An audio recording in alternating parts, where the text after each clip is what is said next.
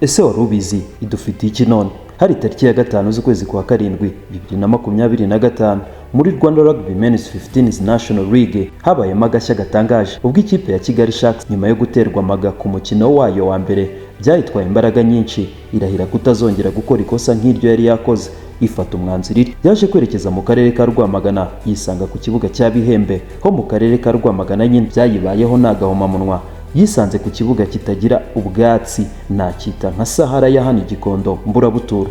Si ibyo byonyine, umukino wari gutangira isaa 8 zageze nta musifuzi uragaragara ku kibuga, nduzi ko atigeze anahagera nkaho iyo match itari yapangiwe urayisifura. Uwari uhagarariye uwo mukino yararebye abibona ibibaye arumirwa ahitamo ko umukino uba, ariko uba mu buryo budasanzwe nk'ubukoreshwa nko mu yindi mikino, kuko hakinwe icyo nakwita hold, uburyo bukoreshwa mu myitozo batagamije kubabazanya nk'uko bikorwa muri full contact muri game isanzwe. Hakinwe iminota ibaze kugira ngo ikipe yasuye itahe basi ikiniye, ni nko kugirira impuhwe yari yakiye. Nuko umukino urangira Kigali Sharks itsinze Rwamagana Hippos amanota 40-0.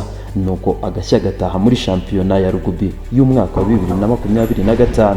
Ukibaza uti ese ni gute shampiyona itangira abashinzwe amarushanwa batasuye aho amakipe azakinira ngo harebwe niba hubahirijwe ubwirinzi bw'umukinnyi cyangwa ikipe yasuye? Ukongera ukibaza ubuke bw'abasifuzi bukomeje kugaragara buzakizwa n'iki, aho match yemerewe abasifuzi bagera kuri 3 ariko hakaboneka umwe ku kibuga. Noneho byageze naho wa wundi umwe abura. Ese nuko nta basifuzi bahari, cyangwa nuko imitegurire yabo idahagije, cyangwa ni bimwe byuko uwakabikoze aba afite izindi nshingano ikipe abarizwamo yakinnye? Kandi batubwira yuko muri federasiyo hari amahugurwa akorwa y'abasifuzi. Mbibutsa ko iyi kipe ya Rwamagana Hippos kuri uyu wa 6 tariki ya 2 z'ukwezi kwa 8 ifite nanone kwakira ikipe ya Lion de Fer. Ese nayo izakinwa mu buryo bwa hold cyangwa dutegereze tubihanga amaso?